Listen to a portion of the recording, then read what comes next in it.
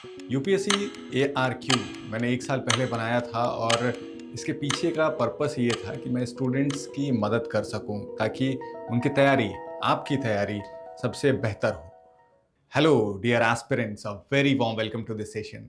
अभी recently UPSC prelims examination conduct करवाया गया, जिसके बाद अलग-अलग तरह के रिएक्शंस देखने को मिल रहे थे। सबसे प्रोमिनेंट रिएक्शन ये था कि यूपीएससी बहुत टफ सवाल कर रहा है, इतना लेंदी पेपर बना दिया है। सच मानिए, यूपीएससी कभी भी आसान सवाल नहीं पूछता है। 2013 में ग्रेजुएशन कंप्लीट करने के बाद जब मैं दिल्ली शिफ्ट हुआ था अपनी तैयारी करने के लिए, उसके बाद से कोई भी ऐसा साल नहीं था जब मुझे लगा हो कि पेपर आसान पूछा गया है। अटेम्प्ट्स खत्म होने के बाद मैंने दोबारा अपने आप को कैसे रिकलेक्ट किया और एक नई जर्नी स्टार्ट की, कैसे ये यूपीएससी एआरक्यू का आइडिया आया और किस तरह मैंने काम शुरू किया, ये सब कभी और डिस्कस करेंगे। इस वीडियो में मैं ये बात करना चाहता हूँ कि पिछले 1 साल में जो भी वीडियोज़ मैंने अपलोड किया था, यूपीएससी प्रीलिम्स 2026 में पूछे गए सवालों में लगभग 40 सवाल ऐसे थे जो इन्हीं वीडियो से आए थे। इस बार जो 2026 का पेपर हुआ, बोला गया अभी तक का सबसे टफ पेपर था। ऑलमोस्ट 40 क्वेश्चंस, सब चीज़ कवर्ड है, क्लियर्ड है, तो मेरे हिसाब से इतने कम टाइम में इतना अच्छा पढ़ाना मेरे को बहुत अच्छा लगा। वो गाइडलाइन एक तरह से हमको आपसे मिला कि हम लोग को कौन सा टॉपिक किस-किस डायमेंशन से कवर करना है। आज के असेसमेंट क्लास के बाद ऐसा लगा कि बहुत सारा ऐसा जो टॉपिक्स कवर हुआ है और जो क्वेश्चंस आए हैं वो सब क्वेश्चंस के पॉइंट्स जो भी थे वो सब नोट्स में मिल जाएंगे। कट ऑफ क्लियर करने के लिए बहुत आसान हो जाएगा। यूपीएससी में जो डिफरेंट लेयर्स में जो आते हैं क्वेश्चन, उसको टैकल करना खुद से डिफ़िकल्ट होता है और उसमें टाइमिंग भी बहुत ज़्यादा जाता है। तो सर थोड़ा-सा एक कॉन्फिडेंस आ रहा है कि अब 27 के लिए किस तरीके से प्रिपरेशन करें और अपना स्ट्रैटेजी को कैसे आगे लेके जाएँ सर? क्लासरूम प्रोग्राम में जो स्टूडेंट्स मेरे साथ टॉपिक्स को पढ़ते हैं, उन्हें मुझे एक्सप्लेन करने की ज़रूरत नहीं थी क्योंकि उन्हें पता था कि मैंने क्लास में क्या डिस्कस किया है। लेकिन यहाँ यूट्यूब पे जब ये वीडियो जाएगा ऑनलाइन, तो बहुत सारे ऐसे स्टूडेंट्स होंगे जो मुझे पहली बार देख रहे होंगे। तो उन्हें एविडेंस दिखाना ज़रूरी है ताकि वो मेरी बात से सहमत हो सकें। तो जैसा मैंने आपको बताया कि इस वीडियो का मकसद सिर्फ ये है कि मैं आपको दिखा सकूं, जिन टॉपिक से सवाल पूछे गए हैं एग्जाम में, क्या उन टॉपिक्स को मैंने डिस्कस किया है या नहीं किया है। ये सेट ए का क्वेश्चन नंबरिंग है। एआई इम्पैक्ट समिट के ऊपर सवाल था जिसे मैंने काफ़ी एक्सटेंसिवली कवर किया था। स्टेटमेंट 1 में सूत्राज में पीपल, प्लानिंग और प्रोग्रेस है, लेकिन एक्चुअल में पीपल, प्लैनेट और प्रोग्रेस है। प्लैनेट की जगह पे यहाँ पे प्लानिंग कर दिया गया था। स्टेटमेंट 3 में 7 चक्रास की बात की गई थी, जो यहाँ पे लिस्टेड है। नेक्स्ट क्वेश्चन सुदर्शन चक्र के ऊपर है। सुदर्शन चक्र के बारे में यहाँ पे डिस्कस किया गया था। ये इज़राइल का आयरन डोम और यूनाइटेड स्टेट्स का गोल्डन डोम से इक्विवेलेंट है। ये एक डिफेंस मैकेनिज्म है। पर्सन्स विथ डिसेबिलिटी के ऊपर बात किया गया था, तो स्टेटमेंट 1 में ये ईयर बदल दिया गया था, 2018 कर दिया गया है, लेकिन एक्चुअल में पर्सन्स विथ डिसेबिलिटी एक्ट जो है, ये 2016 का एक्ट था। इस सवाल में फॉक्सकॉन जॉइंट वेंचर में मध्य प्रदेश लिखा हुआ है, लेकिन एक्चुअल में उत्तर प्रदेश किया हुआ है। बाकी सारे स्टेटमेंट्स में जो ऑप्शंस दिए हुए हैं, इनको भी मैंने डिस्कस किया हुआ है। आर्टिफिशियल इंटेलिजेंस और जो टेक वाला सीरीज था, उसमें मैंने सब कुछ डिस्कस किया है। यूनेस्को वर्ल्ड हेरिटेज साइट, ये चराइदोम मोइदम इसे कहते हैं। सवाल में मोइदम सिर्फ लिखा था और इसको मैंने डिस्कस किया था जब न्यूज़पेपर का सीरीज मैं चला रहा था अपने चैनल पर। ये लगभग 1 साल पुराना वीडियो है। इसके बारे में भी एक्सटेंसिवली कवर किया था। ये अहोम किंगडम के जो रूलर्स थे, उनका ब्यूरियल था। स्टेटमेंट 3 इसका सही है। एविएशन सेक्टर से रिलेटेड 2 सवाल आए हैं। जब एयर इंडिया का अटैक हुआ था, तब मैंने एक वीडियो बनाया था। उसमें मॉन्ट्रियल कन्वेंशन के बारे में बात किया था। 1999 में कन्वेंशन हुआ था, Montreal convention. India is a signatory of that convention. उसके तहत एयर इंडिया को भी इंश्योरेंस क्लेम, जो पैसेंजर्स जिनकी जान गई है, उनको पेमेंट करना होगा। इसी से रिलेटेड एक और सवाल था, ब्लैक बॉक्स के बारे में पूछा गया था। वो भी मैंने एयर इंडिया वाले वीडियो में ही कवर किया है। माधव नेशनल पार्क, ये माधव नेशनल पार्क 2025 में ही न्यूज़ में था, 1 साल पुराना वीडियो है। उसी वक्त डिस्कस किया गया था जब इसे टाइगर रिजर्व डिक्लेयर किया गया था। रेनफेड एरिया डेवलपमेंट इनिशिएटिव और national mission for sustainable agriculture, इन दोनों टॉपिक्स को मैंने ऑफलाइन क्लास में डिस्कस किया था। मैंने अपने चैनल पर एक एनवीडिया के ऊपर वीडियो बनाया था जिसमें आर्टिफिशियल इंटेलिजेंस को काफ़ी एक्सटेंसिवली कवर किया था। इसमें सारे लेवल्स आप देख रहे हैं आर्टिफिशियल इंटेलिजेंस के। इसी में एलएलएम के बारे में मैंने बात किया था और ये ध्रुव 64, इसको मैंने कहीं डिस्कस किया गया था, लेकिन ये मिल नहीं रहा है मुझे, बट मुझे याद है कि कहीं पे डिस्कस किया था। ये आप नहीं भी काउंट करेंगे फिर भी चलेगा। तो एलएलएम के बारे में मैंने इस वीडियो में डिस्कस किया है। इन स्पेस के बारे में भी यहाँ पे डिस्कस किया है। As a single window independent nodal agency which functions as autonomous agency in department of space. which function as autonomous agency formed to facilitate participation of private entities। तो इस सवाल को भी मैंने पहले डिस्कस किया है, ये भी 1 साल पुराना वीडियो है। ग्रीन हाइड्रोजन के बारे में काफ़ी बार मैंने डिस्कस किया है ऑफलाइन क्लास में भी और यूट्यूब वीडियोज़ में भी। Green hydrogen is produced using electrolysis produced by renewable energy, और देखिए यही हूबहू यही स्टेटमेंट यहाँ पर लिखा हुआ है, produced using electrolysis of water with electricity generated by renewable energy, powered by renewable energy. और इसके बारे में ग्रीन हाइड्रोजन मिशन को भी मैंने डिस्कस किया था। सेम सवाल इसको 1 साल पहले मैंने अपडेट किया था, ग्रीन हाइड्रोजन मिशन के बारे में जब डिस्कस किया था। ब्लॉकचेन टेक्नोलॉजी के ऊपर भी 1 साल पहले का ये वीडियो है, ब्लॉकचेन टेक्नोलॉजी के बारे में काफ़ी एक्सटेंसिवली कवर किया हुआ है यहाँ पे। विजिंगम इंटरनेशनल सी पोर्ट, तो एक पोर्ट्स के ऊपर वाटरवेज, एयरवेज और रेलवेज के ऊपर एक वीडियो है जो रिवीजन सीरीज में चला रहा था उसमें सारे पोर्ट्स को मैंने कवर किया था। ऑफलाइन क्लास में वीओसी पोर्ट और विजिंगम पोर्ट को मैंने डिस्कस किया था। ये अपकमिंग पोर्ट है, ट्रांसशिपमेंट पोर्ट, इसके बारे में भी केरला का ये पोर्ट था, डिस्कस किया था। स्टेट ऑफ हॉर्मुज तो काफ़ी एक्सटेंसिवली कवर किया था, इसके एक-एक लोकेशन, ऑयल फील्ड्स सब कुछ कवर किया था। उसमें सिर्फ कंट्रीज़ का नाम पूछा है, बहुत बेसिक सा सवाल था। ये लोकेशन और मैपिंग वाला जो सीरीज़ में वीडियो था, उसमें डिस्कस किया गया है इसे। अंडमान एंड निकोबार आइलैंड के क्लाइमेटिक फीचर्स के ऊपर सवाल था, और ग्रेट निकोबार आइलैंड जब डिस्कस कर रहा था ऑफलाइन क्लास में, उसी वक़्त इस टॉपिक को भी मैंने कवर किया था। वेस्टर्न हुलक गिब्बन्स, अरुणाचल प्रदेश का एक न्यूज़ आया था, जब इसको डिस्कस कर रहा था, इसी में फ्लोरा फौना डिस्कस करते हुए ऑफलाइन क्लास में ही हुलक गिब्बन्स के बारे में मैंने डिस्कस किया था, जो इंडिया का ओनली एप है और इसके कुछ फीचर्स मैंने बताए थे। तो डायरेक्टली यहाँ से सवाल नहीं आए हैं, लेकिन इसको मैंने कहीं कवर किया है, ये मैं बस आपको दिखाना चाहता था। सागरमाला प्रोग्राम, इसको तो यूट्यूब चैनल पर ही डिस्कस किया है। एग्जाम से पहले जो रिवीजन सीरीज चल रहा था, 3 वीक ओल्ड वीडियो है ये, इसमें मैंने सागरमाला प्रोग्राम को एक्सटेंसिवली कवर किया था। इस सवाल में पूछ रहा है Kaladan multi modal projects, IMT trilateral highway और अगरतला अखौरा रेल लाइन। तो ये जो कालादान मल्टी मॉडल प्रोजेक्ट है, इसके बारे में तो डिस्कस किया ही है, लेकिन एक्चुअल में ये जो सवाल है, ये आसियान मेंबर कंट्रीज के बारे में है। तो आसियान मेंबर कंट्रीज के ऊपर एक्सटेंसिवली अलग से मैंने कवर किया था, इंटरनेशनल करंट अफेयर्स वाला जो सेक्शन था, जो मेरे चैनल पर रिवीजन सीरीज में 10th वीडियो है, उसमें इसको कवर किया था।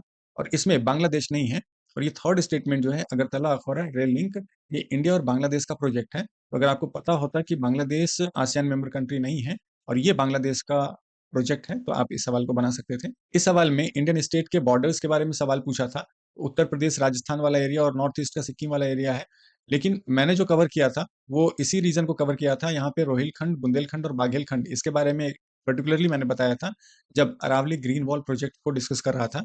और नॉर्थ ईस्टर्न में बांग्लादेश का जो लैंड बॉर्डर है, वो लॉन्गेस्ट लैंड बॉर्डर है, इसको भी मैंने डिस्कस किया था। तो अप्रोच वही था, बॉर्डर्स के बारे में कुछ सवाल मैं डिस्कस कर रहा था, टॉपिक्स डिस्कस कर रहा था, लेकिन जो बॉर्डर यहाँ सवालें पूछे गए हैं पर्टिकुलरली इनको मैंने नहीं डिस्कस किया है। ड्रोन स्वॉर्म्स को मैंने बहुत पहले डिस्कस किया था, 1 साल पहले पुराना वीडियो है।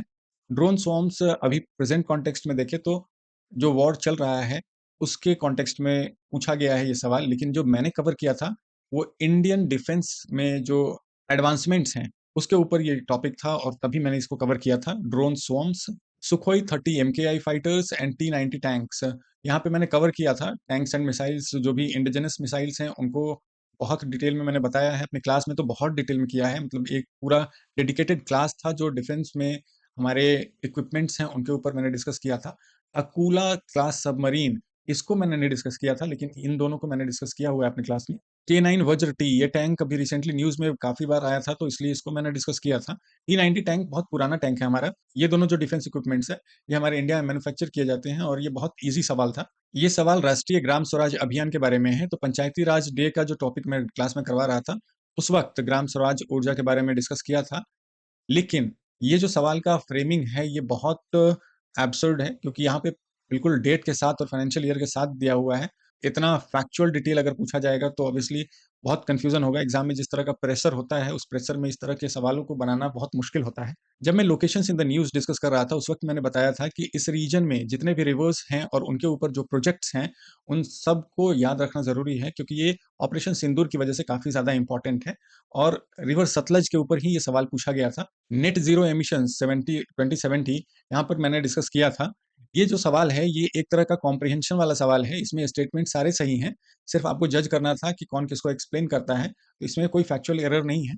ये टॉपिक्स क्लाइमेट एनवायरनमेंट वाले सेक्शन में मैंने डिस्कस किया था। रेयर अर्थ मिनरल्स और क्रिटिकल मिनरल्स काफ़ी एक्सटेंसिवली मैंने कवर किया था। पिछले साल भी इस पे सवाल आया था क्रिटिकल मिनरल्स के ऊपर। इसे साइंस एंड टेक वाले वीडियो में मैंने डिस्कस किया है। आप व्यूज़ देख रहे हैं, सबका व्यूज़ भी ध्यान देते जाइएगा। कितने महीने से मैंने इस सीरीज़ को बनाया था, लेकिन आप देख रहे हैं कि कितने लोगों ने इसको देखा है। नोबेल प्राइज़ जब अनाउंस किया गया था, उस वक़्त ये पर्टिकुलर लाइन बहुत न्यूज़ में हाइलाइट हो रहा था, लेकिन ये बहुत एब्सर्ड क्वेश्चन है, इस तरह का सवाल नहीं होना चाहिए यूपीएससी में। तो जॉन क्लार्क के बारे में कई बार आर्टिकल्स में लिखा जा रहा था, ये यूके के बॉर्न हैं और अमेरिका के यूनिवर्सिटी में प्रोफेसर हैं। जॉन क्लार्क, इन सब नोबेल प्राइज़ विनर्स के बारे में मैंने डिस्कस किया था और इसमें नोबेल प्राइज़ की पूरी हिस्ट्री मैंने इस वीडियो में डिस्कस किया था। Complete story of Nobel prize, ये 7 महीने पुराना वीडियो है। ये यूनाइटेड नेशन ऑर्गेनाइजेशन के ऊपर सवाल था, जिसने नोबेल प्राइज़ 2 बार जीता है, ये भी नोबेल प्राइज़ से रिलेटेड था और इंटरनेशनल ऑर्गेनाइजेशन था। तो मेरे चैनल पर जो मेरा पहला वीडियो है, वो इंटरनेशनल ऑर्गेनाइजेशन से ही है और उसमें यूएनएचसीआर को मैंने डिस्कस किया है। खैर, ये डायरेक्टली यहाँ से सवाल नहीं है, लेकिन इस बॉडी को मैंने डिस्कस किया है और इन सारे बॉडीज़ को ILO, children funds, food programmes, इन सबको मैंने इसी वीडियो में इंटरनेशनल ऑर्गेनाइजेशन में ही डिस्कस किया है। इसमें जितने भी इंटरनेशनल ऑर्गेनाइजेशन हैं, उन सबको कवर किया गया है। इंटरपोल, इसी वीडियो में इंटरनेशनल ऑर्गेनाइजेशन में ही इंटरपोल को भी कवर किया है, लेकिन ये जो सवाल है, ये पर्टिकुलरली उनके नोटिसेस के ऊपर है। तो इंटरपोल एक बॉडी है, जिसके बारे में बहुत डिस्कस में अभी यहाँ डिस्कस करेंगे तो काफ़ी लंबा हो जाएगा वीडियो। मैं नहीं चाहता हूँ कि बेफिज़ूल इसको खींचा जाए। तो ये पर्टिकुलर जो सवाल है, ये बहुत डेप्थ में सवाल है। इस तरह के सवाल एकदम स्पेशलाइज़्ड जनरलिस्ट सवाल तो नहीं है, जो यूपीएससी अपने नोटिफ़िकेशन में लिखता है कि हमें जनरलिस्ट चाहिए, तो ये जनरलिस्ट वाला सवाल तो नहीं है। यूरोपियन यूनियन अभी रिसेंटली भी mother of all trade deals जब डिस्कस कर रहे थे, क्लास में भी डिस्कस किया है और यूट्यूब चैनल पर भी डिस्कस किया है। तो यूरोपियन यूनियन के मेंबर्स के बारे में जब डिस्कस कर रहा था, तो इसी इंटरनेशनल ऑर्गेनाइजेशन वाले वीडियो में मैंने सब कुछ डिस्कस किया था। यूनाइटेड नेशन ओशन कॉन्फ्रेंस और एफएओ, तो एफएओ तो इंटरनेशनल ऑर्गेनाइजेशन वाले वीडियो में ही डिस्कस किया था और ये टॉपिक मैंने नहीं डिस्कस किया है, यूनाइटेड नेशन ओशन कॉन्फ्रेंस। लेकिन अभी रिसेंटली इंडियन ओशन कॉन्फ्रेंस हुआ था, उसको मैंने अपने वीडियो में डिस्कस किया था। ये रिवीजन सीरीज जब चला रहा था, उस वक्त इस टॉपिक को कवर किया था। नगर स्टाइल ऑफ टेम्पल आर्किटेक्चर के ऊपर सवाल था, तो अपने क्लास में मैंने ये टॉपिक डिस्कस किया था, नगरा स्टाइल, वैसारा स्टाइल। और ये जो एग्जाम्पल्स आप देख रहे हैं, तो इन एग्जाम्पल्स के बारे में, सबके बारे में तो नहीं, लेकिन ऐहोल और देवघर वाला जो एग्जाम्पल है, इसको एक बार मैंने अपने चैनल पर ही डिस्कस किया है।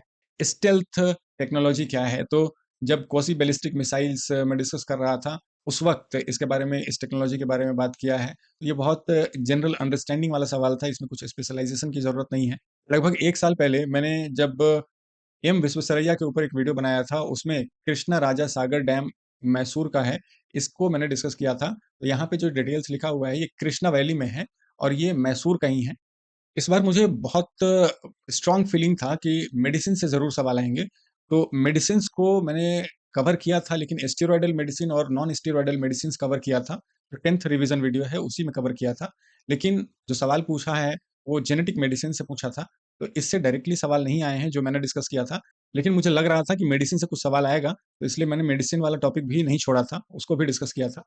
भारत फ़ॉरकास्ट सिस्टम, तो ये जो सवाल पूछा है, फ़ॉरकास्ट से रिलेटेड है, कुछ सिस्टम्स हैं। तो मैंने इसको थोड़ा बहुत अलग-अलग तरीके से डिस्कस किया है, दूसरे सिस्टम्स के बारे में डिस्कस किया था। जैसे आईआईटी मंडी के द्वारा बनाया हुआ एक लैंडस्लाइड के लिए सिस्टम था, या फिर जब मौसम मिशन के तहत नागालैंड में डॉपलर वेदर रडार इंस्टॉल किया गया था, उसको मैंने डिस्कस किया है अपने एनवायरनमेंट वाले वीडियो में। तो डायरेक्टली भारत फ़ॉरकास्ट सिस्टम को तो मैंने कवर नहीं किया है। भारतीय नागरिक सुरक्षा संहिता, अब ये एकदम स्पेशलाइज्ड, जैसे इंटरपोल वाला टॉपिक था, उसी तरह का ये टॉपिक है, ये सवाल है। ज़ीरो एफआईआर के ऊपर सवाल पूछा है और ज़ीरो एफआईआर बिल्कुल एकदम स्पेशलाइज्ड टॉपिक है, जो लगता है कि पुलिस डिपार्टमेंट से सवाल उठा लिया गया है, डिपार्टमेंटल प्रमोशन वाला सवाल चल रहा है यहाँ पे। ये सवाल यूपीएससी में नहीं पूछा जाना चाहिए था, बट स्टिल आया है। इससे रिलेटेड कुछ चीज़ें मैंने डिस्कस किया था, लेकिन ज़ीरो एफआईआर तो नहीं, मैंने नहीं डिस्कस किया है। लेकिन भारतीय न्याय संहिता और नरित एआई या फिर बीएनएस, बीएनएसएस और साक्ष्य अधिनियम, इन सबको मैंने डिस्कस किया था, लेकिन मुझे नहीं पता था कि इतना डिटेल में ये ज़ीरो एफआईआर पूछ देंगे। तो ये लगभग 40 सवाल थे। इसके अलावा कुछ और सवाल हैं, जो ऑफ़लाइन क्लास में मैं जब डिस्कस कर रहा था टॉपिक्स को, तो उस वक़्त जनरली डिस्कशन का पार्ट था ये टॉपिक्स, और इनसे भी कुछ सवाल आए हैं। जैसे यूपीआई के बारे में हम जनरली बात करते हैं क्लास में, जब डिजिटल ट्रांज़ैक्शंस की बात करते हैं, एनबीएफसी, अभी पेटीएम वाला जो टॉपिक आया था, पेटीएम के बैंकिंग फीचर्स को बंद कर दिया गया है आरबीआई के द्वारा, तो उस टॉपिक को जब कवर कर रहा था तो NBFC, non banking financial services companies के ऊपर डिस्कस किया था हमने क्लास में। ओपन नेटवर्क, डिजिटल कॉमर्स, इसके ऊपर भी डिस्कस किया था। ओइकोटेक्स, ओइकोटेक्स पर्टिकुलरली जब एरी सिल्क न्यूज़ में आया था, उस वक़्त मैंने यूट्यूब पे ही किसी वीडियो में डिस्कस किया है, वो मैं ढूँढ नहीं पाया हूँ। लेकिन एरी सिल्क क्लास में भी डिस्कस किया गया है और यूट्यूब वाला जो लिंक है, वो मुझे नहीं मिल पा रहा है। रियल वर्ल्ड एसेट टोकनाइज़ेशन, ये टोकनाइज़ेशन वाला जो है, ये डिस्कशन का पार्ट था एक बार कहीं पे क्लास में, लेकिन इसका कोई सोर्स नहीं मिला मुझे, तो इसको बस जनरली ऐसे ही मेंशन कर दिया है यहाँ पे। ड्रॉप शिपिंग मॉडल और क्राउड फंडिंग, ये जनरली डिस्कशन का ही पार्ट था। इसके अलावा मल्टी डायमेंशनल पॉवर्टी इंडेक्स या फिर सीबीआई और इंडिया जर्मनी, इसे मैंने कवर किया था, क्लासरूम में ही कवर किया था। क्या मनी वाला? अच्छा, जर्मनी वाला है, मिल गया, दिखाना। मैंने अपने किसी भी वीडियो में ये क्लेम नहीं किया है कि मैं यूपीएससी प्रीलिम्स के क्वेश्चंस को गेस करूंगा या प्रेडिक्ट कर दूंगा। ये मेरी मेहनत है पूरे साल की कि सवाल जो पूछे गए वो इन वीडियो से आए हैं, क्योंकि मैंने ईमानदारी से पूरे साल पढ़ा है और उनमें से इम्पॉर्टेंट टॉपिक्स को निकाल कर आपके लिए परोसा है। क्या इस चैनल का पर्पस फुलफिल हुआ? तो शायद पार्शियली फुलफिल हुआ है, क्योंकि मैंने अपनी तरफ से इन टॉपिक्स को डिस्कस किया था, लेकिन मुझे लगता है कि जिन स्टूडेंट्स तक ये पहुंचना चाहिए था वो नहीं पहुंच पाया।